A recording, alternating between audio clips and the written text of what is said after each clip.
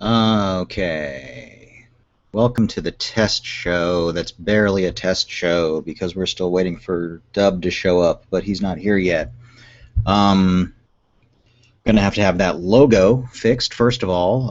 Probably get a whole new logo completely. As you can tell, it's incredibly tiny and horribly pixelated. That's just ugly as all get out, but that's okay. So let's just go to this. Greetings to those who are not watching and those who may in the future. Doesn't really matter, does it? We'll figure it out as time goes on. Anyways, I am one of your fine hosts of Film Geek Primer Live, John Santo, as it says in that thing there, lower third. Wow, gonna have to get used to this whole thing. Everything on the opposite side. No. Anyway, going well, right? So here's the plan. For those who ever watched Film Geek Primer in the past, which was a long time ago, as you can tell by the wrinkles on my face, we're going to start a different format now with myself, Shu, Dub, and Tremendo, and we'll be broadcasting, fingers crossed, live, and then of course you'll be able to see it on the channel because this is the future of YouTube, or this is the future, I should say, and etc., etc., etc. And we'll be discussing all sorts of different topics as time goes on. They will be theoretically organized. It's going to be much more, instead of a, for those who've watched or will watch or have watched or shall watch, whatever, the Film Geek Primer episodes on this channel, they were very structured around a topic, and we humorously stuck to that topic and delved into, or I shouldn't even say delved into, because of course it's a primer, it's a primer. We briefly chatted about these types of things, and so what we'll be doing though is having much more of casual conversations off of broader, bigger topics. I have a viewer. That's weird. I wonder who that is. Oh, it is Aaron. He's the one watching me. Invite you in. All right, let's see how we invite you in. How do I invite you in, freak? Let's see. So now I'm going to try to invite Aaron in by adding him. Invite. Let's see. Okay, so I don't have you, sir, in the... but isn't this fucking brilliant live video, by the way? All right, so you're not there. So let me see here. What are you at? Ref at email.com. Let's see if that does it.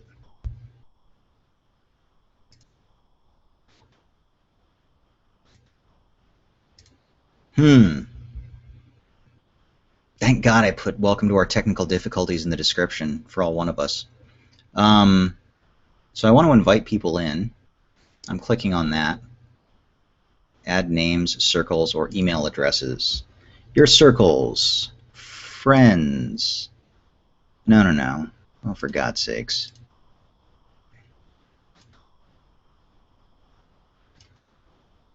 Extended circle, friends, family, YouTube subscriptions. There are 2 people. Invite.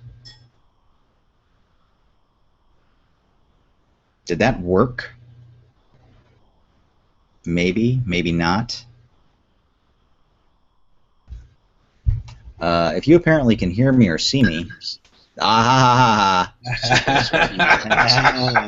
your circles, friends. Do you want to hear the rest of you inviting me? No, that's okay. I can deal without that embarrassment. Can you? I was, you know what? Well, hey, dude, I just started without you. I was like, fuck it. I don't know where Aaron is. I'm like sitting here. I've got a chat window open to you that says, "Are you there yet?" Oh, on the Film Geek Primer page? No, I realized I did on John Santo. So that's and that was the thing that I was trying to figure out. Again, but I got a notification that you shared a post, and that post must have been when you started talking. Probably, yeah. So again, riveting podcasting that we're doing right now. But is this officially podcasting? It's not, is it? Yeah. It is. Yeah, I make the rules. I'm saying this is officially podcasting. Okay. It's as simple as that. Fair enough. I can deal with that. So I had invited Shu for the now 0. Fuck you! You took away my only viewer. And 1 person watching. I was so excited. I paused it. I should have just muted it. Yeah, that's okay. Anyway, so yeah, so Shu is a radio host for a sports station in Arizona. So he is broadcasting a game tonight. He's hosting a game tonight. He's reporting on a game, whatever the hell it's called, color commentary. If we know Shu, yeah, he's working. And then I got to Tremendo a little too late. He's out to dinner with friends and wouldn't be home until 10:30. So I'm not sure what we are going to talk about. Although, oh, damn it, if I thought about this 10 minutes earlier, I realized I thought of a topic for us, and of course, trying to figure everything else out, I haven't figured that. I forgot what it was. Well, I'm going to turn my... We could do this every day. And if we I can tell. I mean, considering the professionalism of eating a bowl of cereal, is that what we're doing? It's ice cream. Oh, okay, never mind. Dessert, that's fair. It's that time. If you had a few more technical difficulties, I would have had time to finish this. I'm just saying, there was no way I could have anticipated you figuring out how to invite me in this quickly. I'm a quasi-fast learner. I'm done. What I thought we could do, because I was thinking about Marlon Brando earlier today, what I thought we could do is just sort of bring to the table each our own topic of things we would like to discuss. For example, I saw the last half hour or so, Streetcar Named Desire, the other day. Mm-hmm. And one of the things that stood out to me, and you see movies like this every now and then, where there's an actor who's so totally beyond all the other actors around him. Sure. That you've got to wonder what they're all thinking. Like a real modern day example is Johnny Depp in That's exactly what I was actually going to in Pirates of the Caribbean. Right, but in a classical sense, what Marlon Brando is doing in Streetcar Named Desire is taking all these other actors to school. Yeah, and especially at that time, because like Johnny Depp, you can go, okay, he's in his own world and he's blowing everybody else away, whereas Brando in Streetcar, that was just fucking new. Well, he's made some, Depp has made some quirky choices, but Marlon Brando was inhabiting a character in a way that you hadn't really seen. You'd seen good performances, and there are certainly other good actors, but even in that movie, you don't see anyone else doing what he's doing. No, he is Stanley Kowalski. I mean, that is not, you have no idea. If you think that's Marlon Brando when you're watching that, you are, and this is of every performance of his, and I hate to say this, even awkwardly enough, Island of Dr. Moreau. I feel like that one gets a little closer to who he really is. But yeah, no, I know what you're saying. Yeah, he disappears. He disappears into the role. Yeah, his Stanley Kowalski. There was is one of the greatest male performances ever put on screen. And the scene that I always remember, and I think this comes in much later than where you start, I believe. There's a scene early on with him and Stella. Oh God, I feel horrible. I can't think of what the actress's name is. What is that? That wasn't a Vivian. Vivian Lee. It was Vivian Lee? No, that was Blanche. Yeah, Blanche was Vivian Lee. I can't remember who played Stella. I feel bad because she actually she's the one that never gets any credit because no one, including us, can ever remember her name. Because everybody's like I think Carl Malden even won the Oscar for Best Supporting Actor that year. And Stella gets looked over left and right.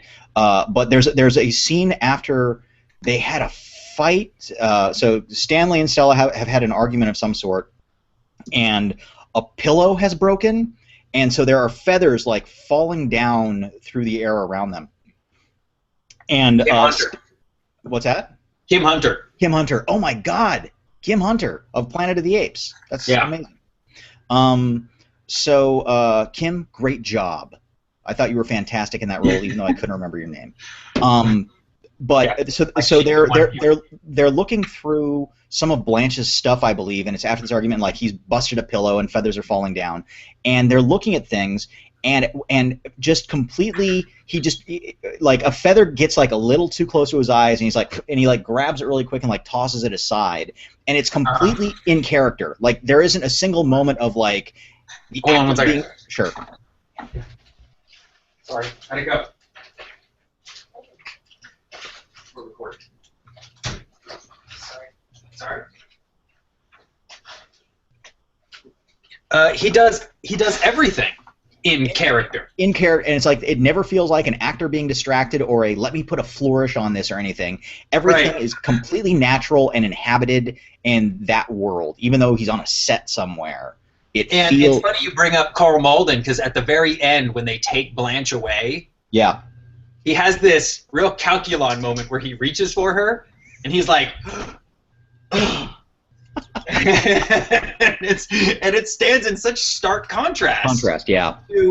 And I guess I had always known this, but Streetcar Named Desire, it's kind of a story that culminates in rape, right? Yes. Like, there's no vagaries about this. Right, no. His wife is in the hospital, ready to have his first child. He comes home, because it's, you know, the 20s or whatever, the 40s, and he's alone with Blanche. He gets pretty much undressed, and then he just goes all psycho-rapist on her. Yep. That's the peak of the movie. Yeah, that's literally the climax. Right. It was so stark to me watching it this time. Yeah. Like, I felt like the first time I saw it, there was a portrait of life in the whatever.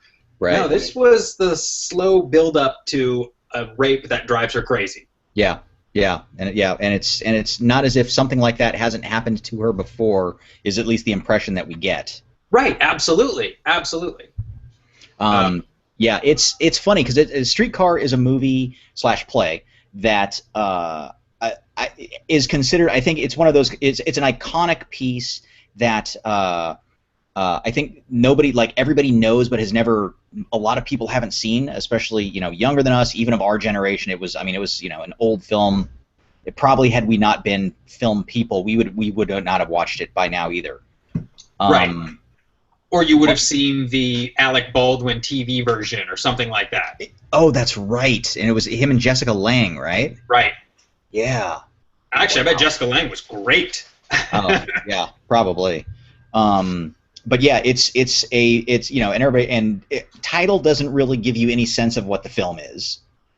And so it's a movie that I think a lot of people would kind of glance over in a way that of it being old. I mean, you know what I mean? I mean, the sense is that it's archaic. It's something of its time and has no resonance in today's world, which is completely the opposite of what that movie is. Right. I completely agree. It's one of those gems where you feel like you're getting a window into humanity. Yep. There's who was I talking to? I was talking to someone about it was Howard Hawks movies. Sure. And I was having this conversation about how when you watch a Howard Hawks movie, they're so human because you completely recognize that those are human beings experiencing the things that he's filming. Whether or not you get the context or the historical place in it and all of that, you recognize people in that. Yeah, and those are things that make these filmmakers as strong and have such a sustaining mark on cinematic history, because their movies are of all time. It doesn't matter when it was set or when it was made. They are also great examples that remind us, or me, I should say, definitely, that even then stuff was complex. People are always talking in a simpler time back in the day when everything was easy. Right. And you didn't have the internet and shit wasn't as complex. That's bullshit. I mean, it's all you see those movies and you're like, all these people had desires. All these people had had sexual frustration, personal issues. All the stuff that we grapple with on a daily basis of our own successes, our own failures. All of these things are captured in these great classic films. Hawks, Elia Kazan, John Ford. Even though I know you have your issues with John Ford, but at a sheer volume, he eventually hits. It's more than once. That's a different conversation. But at the same time, though, you have to admit there is human psychology that spans time and space. Absolutely. In his films, and I'm trying to think, like Billy Wilder, actually, an excellent example. I mean, The Apartment. So it goes back to the very beginning. I was watching some documentary on Netflix. It's not there anymore. It was called Legacy, and it was about the earliest civilizations that formed on this planet. And they were talking about the city of Ur, and they were talking about early Mesopotamia and the Epic of Gilgamesh, like the first written story. Right. And in it, Gilgamesh goes off to attain immortality. And it doesn't quite work. And at the end, the narrator reads this little bit of the end of the Epic of Gilgamesh, where the gods are saying to him, hug the wife that is laying next to you, hold the hand of the little child that is reaching out to you. That is all you humans get. You don't get immortality or anything the gods have. And I was like, damn, that spans time. Yeah, that's right? That's like the first thing written down. Yep. That's a human condition moment that I recognize as a consumer of storytelling as being really authentic. Yeah, it was a really cool moment. That's great. That's fantastic. Yeah, I had not heard that. Wow. Well, and though if you read the rest of the Epic of Gilgamesh, who cares? No. Right. Actually, after seeing Beowulf, I tried to read Beowulf. Hate that story. I downloaded. It's so much worse than you think. I'm not about to spend money on it, right? No. Yeah. So I downloaded like the free version on like Books on Your Phone, Classics app. And there's some good ones, right? Like I read Notes from Underground on there, and that's pretty consistent. And I read Siddhartha and the works of Sherlock Holmes are on there, and they're all all the stuff that's gone into the public domain. Yeah, all the stuff that's gone into the public domain. I'm reading Treasure Island right now, and it's one of my favorite books as a child, and one of my favorite books still today. It's pretty awesome. It's fantastic. They just got to the island, so it's just getting going. But yeah, and so so once you get to the island, it switches over to the doctor's journal. No, not yet. Jim just I can tell it's something's about to happen because Jim just overheard some bad business. Right. And is it when he's in the apple barrel? No, that scene is so scary. Yeah. No, he's not in. It was after that. He was hiding behind some bushes. Oh, okay. Kid does a lot of hiding now that I think about it. He's a little boy. What's he gonna do? Yeah. But what was I gonna say? But so you're getting the original text on these free versions, right? It's whatever's gone into the public domain. The original Beowulf text is from like 500 BC or AD. Yeah. So its language is a little more difficult to decipher from my point of view. It was just gibberish. I remember. It was like trying to read Ulysses. Yeah, I remember having to read it in high school. That was one of those stories that we had to read in English class, and I was just I just couldn't stand it. And I remember a few years later when I first saw Annie Hall, and Diane Keaton wants to take some Annie Hall wants to take some adult education courses, and Woody Allen's going, "Oh, that's great, that's fantastic." Alvy Singer, his character, just don't take anything where they make you read Beowulf. And that was that moment where I was like, he's onto something there. And you were like, yes. I had that same exact moment when I saw Grosse Point Blank. He runs into his old English teacher, and he asks her, "So you still inflicting all that Ethan Frome damage?" Yes, thank you. That book is a detriment to education. The makers of this movie get it. I was like, I leaned forward, and I'm like, I'm interested now in your film. Yeah, that was where I was then sold. So okay, so sorry, back to Brando. I guess we've talked about straying, but this is what it is, right? This is what we do. Yeah, well, and this is what I think we should be doing is, I'll come in with like 2 or 3 topics, and I'll say I'd like to discuss these things because they're film geek related things that came up during my week. So, for example, I had a conversation with someone today who was asking my not-so-professional opinion about Batman versus Superman. And the idea that I keep coming back to is, why isn't it The Dark Knight Returns? Right. So you wouldn't have Ben Affleck. You would have a much older actor, right, playing Batman. Yep. Yeah. Hell, you probably get away with Clooney. But no, you would have a much older actor playing Batman, and I wonder that would be such the weirdest stunt casting if they said, it happened a long time ago. Could be the same age, yeah. right? Superman is ageless. Yep. So he could be the exact same age. You jump forward, 20, 30 years. Old man Batman comes back, and you tell that story. And because I had brought this up before with the person I was having the conversation with, and they said, what was the question they asked? They said at the end of Man of Steel, they finally got around to watching Man of Steel, Okay, and they said at the end of Man of Steel, he was very much a I want America to love me really badly kind of character. Right. Yeah. Like that was what he was doing, was trying to gain favor with America.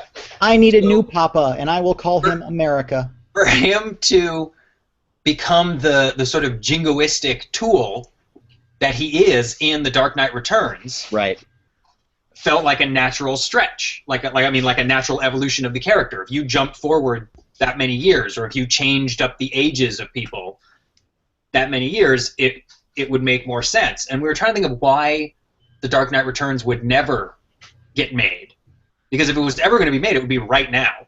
Right. Like this would really be the time. They want to do a Batman Superman crossover.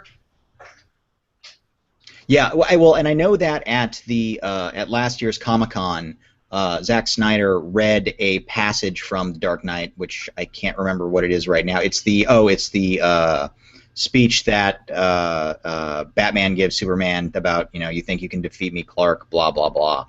Right. And that was the thing, and all the geeks went into a tizzy there. Oh my God, he's here from Dark Knight Returns. They're gonna make Dark Knight Returns. So then, yeah. Well, so here's why I'm thinking it will never ever happen. Because it's all been stripped for parts for other Batman movies? No. First of all, they would never cast an old Batman in the lead. Why? I don't think that would be a very Hollywood thing to do. That's where the studio kills it. Okay. Right? Yeah, okay. No, I can't see any studio casting a Batman movie where the lead is 65 years old. What 65-year-old actor could you see getting in a Batman movie that gets made? Right now? There's just too much money behind it. Yeah, they blew their chance with that when Don Amici died. You're right. Right. I mean, Brando, but yeah. Had Brando not gained the weight and lived, although I would have seen that giant fat man. Oh my God, giant fat Brando doing old Batman in Dark Knight Returns? Yeah, that would have been pretty wicked, actually. Especially if he could get the little guy. I would be the first and only person in line for that movie. And he's got to have the little guy from Island of Dr. Moreau as Robin. As Robin, of course. Yes. Yeah. Or as Commissioner Gordon. Oh, oh my God, that would be amazing. That would be amazing. Nah, you're right, Robin. They need to interact more. He's constantly disappearing from Gordon. Yeah. Gordon. Yeah. Although the little guy was not a woman, but that's okay. I mean, you got to make some changes to fix Hollywood. And what else? There was another reason that they wouldn't. Oh, it ends the Batman story. That hasn't stopped them from making anything again ever, especially with something like I mean, to some extent. True, but that's a second strike. Dark Knight. Yeah, but Dark Knight Rises ends it. So. Right. I rewatched The Dark Knight when I was sick, and not only is it amazing, but it made me realize I have no desire to rewatch The Dark Knight Rises. I've been having issues not wanting to rewatch it, but in my mind, for some reason, every so often, I'm kind of like, I should maybe revisit it at some point. I'm like, I saw it twice in the theater. I was kind of, the first time I felt like there's more going on here. Then the second time, I'm like, yeah, but not enough going on here to make it worth it. Do you have any desire to see Dark Knight Rises a second time? Which one was that? Which one was that? That tells you that right there. Right, yeah. With Bane? Freedom! Yeah, I would see that. I won't let you down. Freedom! I won't give you up. Freedom! It's long enough. It is long. It is very long. But isn't it as long as Dark Knight? I think they're both close to the same running time.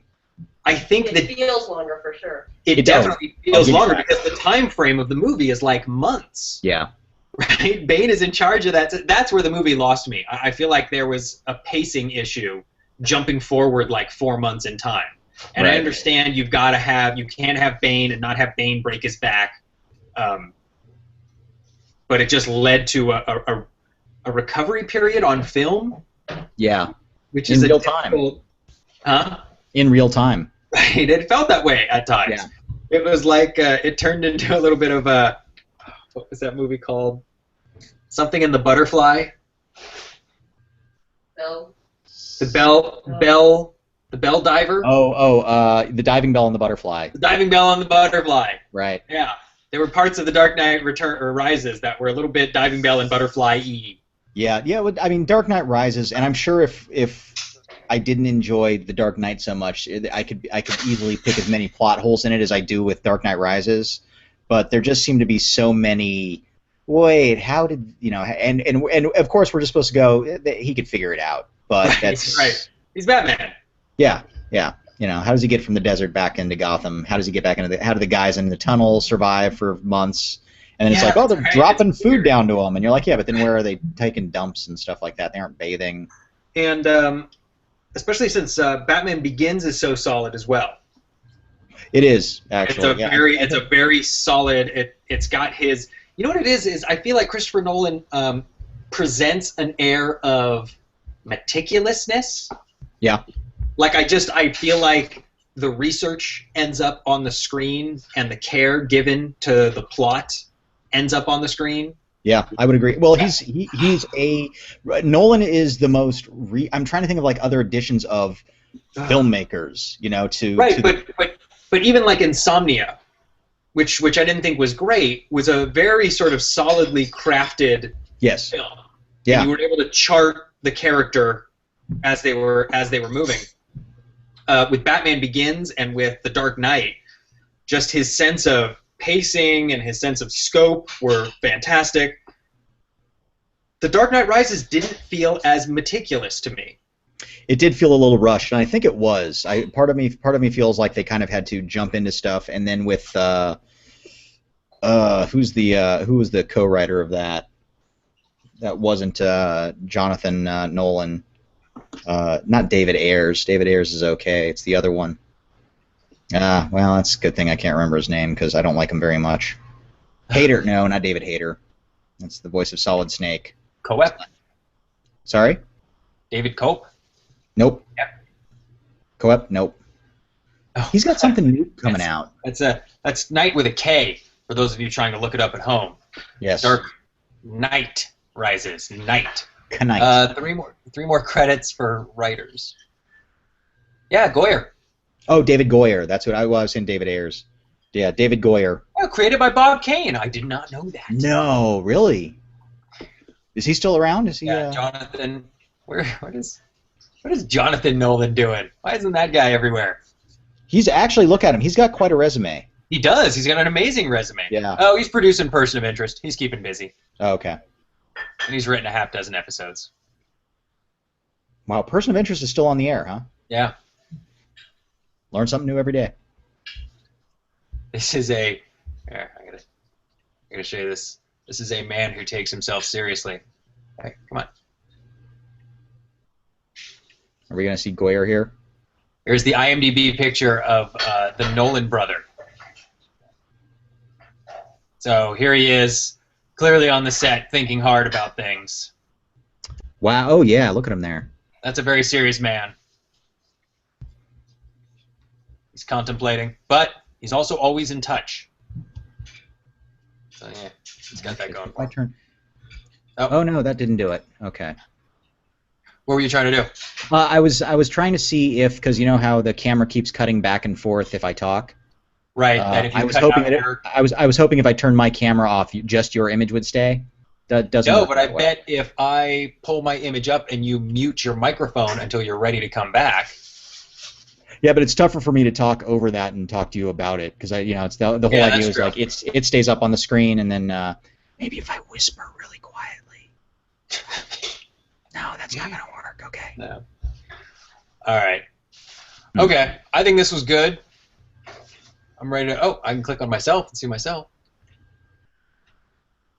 Did I just flip it? No, you didn't flip it. It flips only on your side, I think. So you can. All right. Yeah. All right, we got 30 more minutes. That's good. Can we wrap it up early? Yeah, we can probably wrap it up A early. whole hour. I figure a whole hour makes sense when we're. Any other actually have stuff to talk about? Well, if we had 3 more people here, yeah, I think we would fill up the hour pretty quick. Good I point. was actually talking to Barbara about that. She was like, a whole hour? Just the 2 of you guys talking? I was like, no, it's going to be many people and guests, and we're probably not going to have enough time in the hour to talk about all the things. Yeah, I think we could actually do it as 2 people if we just had specific topics. Any quick anything else on Brando you want to mention real quick? No, I think I covered it, and the topic was generally people who stand out like crazy. Yeah. Yeah, I mean, and we kind of covered that in an awkward way. Who was because he gets compared to James Dean a lot, and I can totally see it. When I think about James Dean performances in Giant and Rebel Without a Cause, that's a guy who's that character. Yeah. Oh yeah. Yeah. He doesn't. I mean, he's young, so it's hard to tell. I don't know if he had the range, but he was pretty deep. But he was also with who's the guy that gets shot in Rebel Without a Cause? Sal Mineo. Sal Mineo is up there with him. Sal Mineo holds his own in that movie against a guy who threatens to run away with the whole picture. Yeah. Agreed. I remember really liking that, but so it doesn't quite happen there. But yeah, I would have posed that question to the group. What other movies can you think of? Because there are many. It's just a question of coming up with them, where one actor stands out so much. Agreed. And actually, the person I was just wanting to look up, because I feel horrible because I can't remember his name at this moment.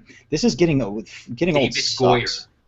No, it was John from from the Godfather movies. John Cazale. John Cazale. Yeah, John Cazale. Cavazile. John Cazale. He played Fredo in the Godfather movies. He was in Deer Hunter. He was in The Conversation. That was another guy who. Oh, Dog Day Afternoon. Right, I was waiting for you to get there. Yeah, sorry. Yeah, I didn't even think about that. I mean, I don't know how you would have. I mean, I can't imagine what that movie would have been without Pacino.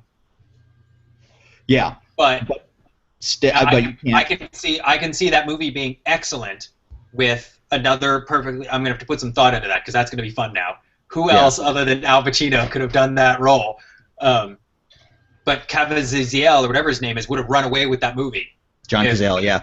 Now here's a cool. How about Pacino hadn't been doing that? How about Dustin Hoffman? Yeah. Oh, yes. Because Hoffman and Pacino were always battling over the same roles during that era. God, how old was he at that time? He would have been too young, wouldn't he have? Who, Pacino? Hoffman? Hoffman. Are they the same age? They were the same age. Yeah, I believe they're within a couple years of each other. Yeah, because they were both always going up against each other in roles and losing out to one or the other. But yeah, he definitely could have done it.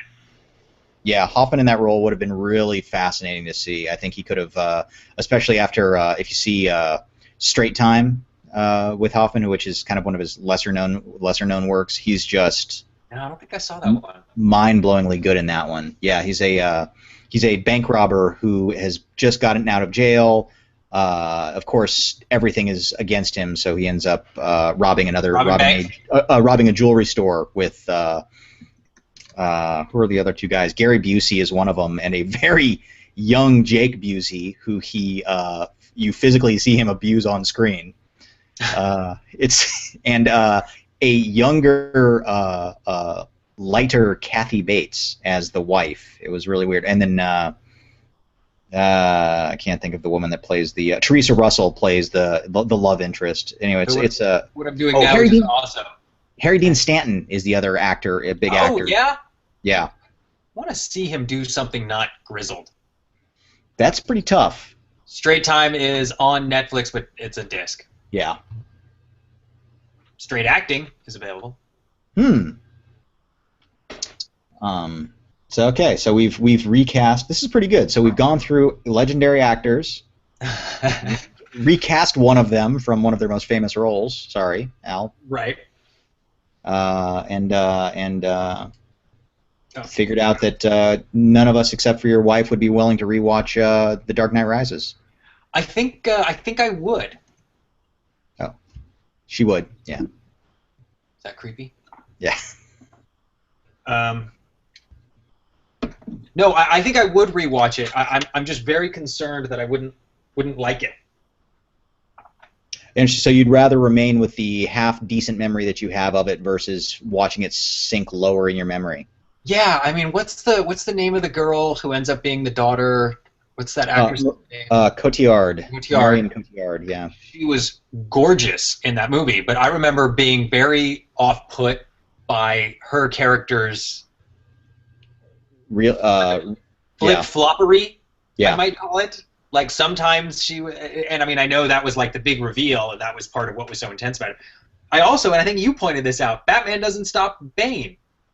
Yeah, it's one of those real weird, the person that you want to see get revenge, get revenge to to take out the bad guy who has punished him.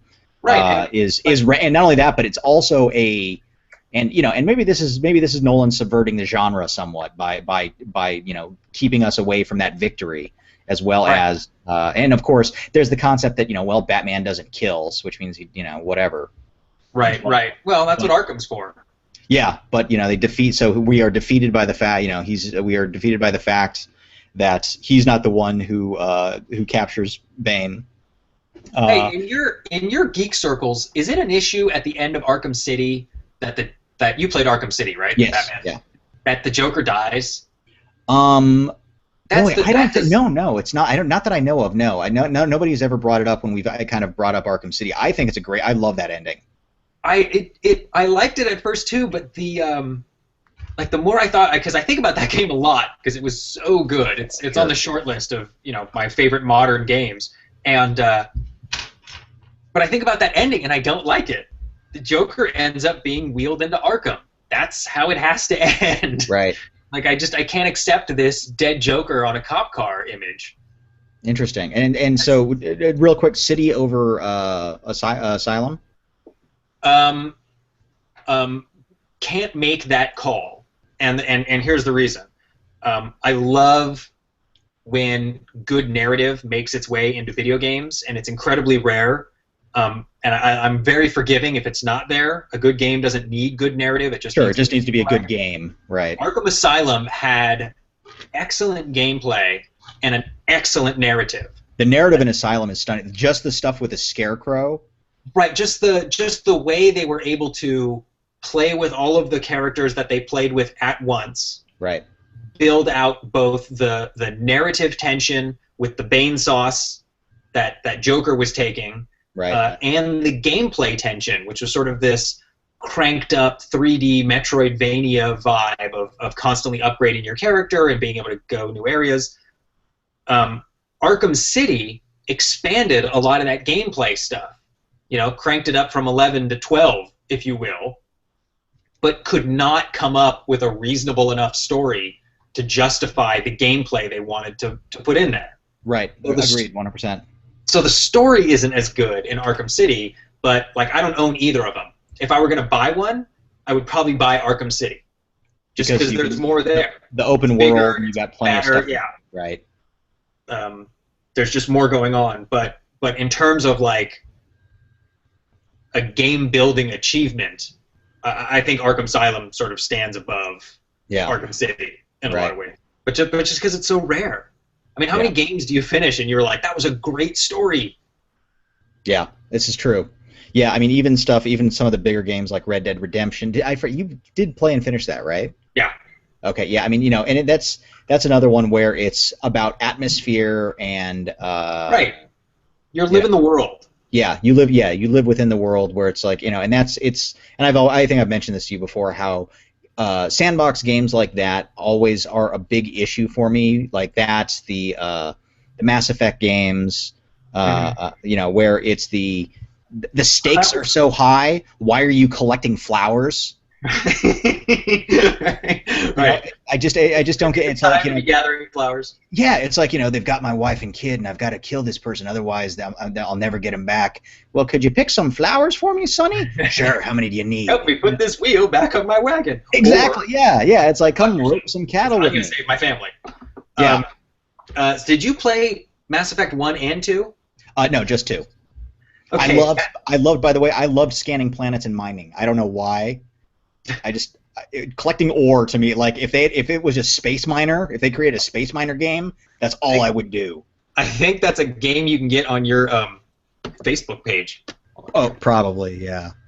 And then, unfortunately, though, I would need other friends to help me collect mining gear so I could dig and get a better ore. Ask your friends for mining gear. Yeah, exactly. Yeah, can you give me the T2 drill bit so I can get my gold? Thanks. Fuck you. Mass Effect 1, I think, had the problem you're talking about in terms of it had a relentless narrative. Yeah. So I didn't do like enough of the side quests. Right. And Mass Effect 1 was probably the biggest letdown I've ever had in gaming. Before I knew it, like, the credits rolled. Like, Interesting. I don't think I died in that game once. I played through with, like, the weapons they gave me. I didn't spend a lot of time crafting or upgrading anything. Like, they had huge swaths of game mechanic that I never even touched. So it was really strange to me when that game, like, I beat it. Right. And I was like, that's it? So I never got around to playing the sequel because I never found any value in it.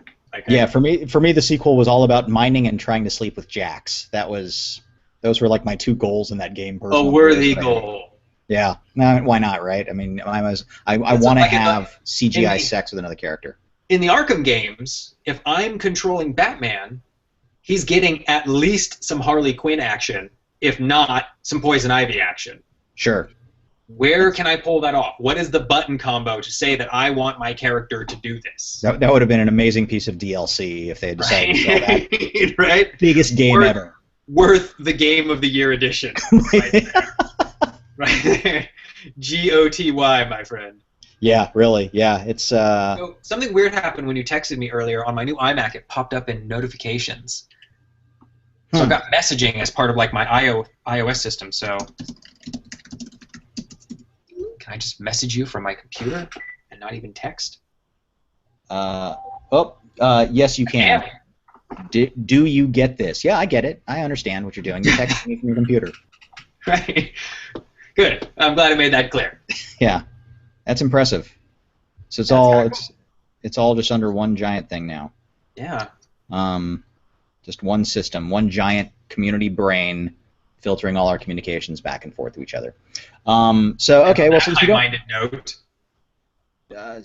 Since we don't have anybody else here, and there's not much to talk to, we can probably call this a night. Yeah, I think I like the free flow of this, and I think you bring everyone brings three geek ideas that they want to talk about. Yep. We didn't even play with any of the stuff. I mean, I guess I could have brought up like custom overlays I never played with. What is custom overlays? It's from that Hangout toolbox we were playing with. Anyway, we can mess with that later. The custom overlay is just it takes over your entire image. Yeah. That was the one. Yeah. See, so like if I switch mine on. So if I switch mine on, that's all you're getting instead of me talking. There's my custom overlay. Got it. Oh, well, so I guess actually that's the way that because then it's still once somebody else starts talking, it goes back to the other person. Sharing information is going to be interesting. We'll just have to learn to keep quiet when someone's showing something. It's a good point. If somebody's making a point and they're showing a page, you kind of point out some things, and then everybody else goes. My wife is skeptical that we will self-organize under that model. Yeah, no, it's going to be problematic. I agree. Yeah, I'm sure we can keep our mouths shut. Shu alone will destroy it every possible chance. So and not because he's trolling on the either. Phone and that's it. Yeah, really. Just because he won't be able to not ask a question. But that's why we have him. So, okay, successful test, or here it is. We'll see. I'll watch it tomorrow, and I'll even sit through the ad. Yeah, fair enough. There's our hay penny. Now, fully expect to lose a few subscribers when this goes around, and the reason is because Brian and I have found this on all the Buzz Media channels that we tried to bring back to life. Yeah. Actually, probably end this. They realize, oh, I subscribe to them, and then they just can't. That's exactly right. Yeah. That's exactly right. Yeah, I have no doubt, nor do I really care. I mean, if they don't like this quality entertainment, what do they want? But shut it. All right, end it. Okay. All right. Good night, folks. It's been fun hanging out with you. We'll be back very soon with a new live episode with actual, real discussion, information stuff. Adios.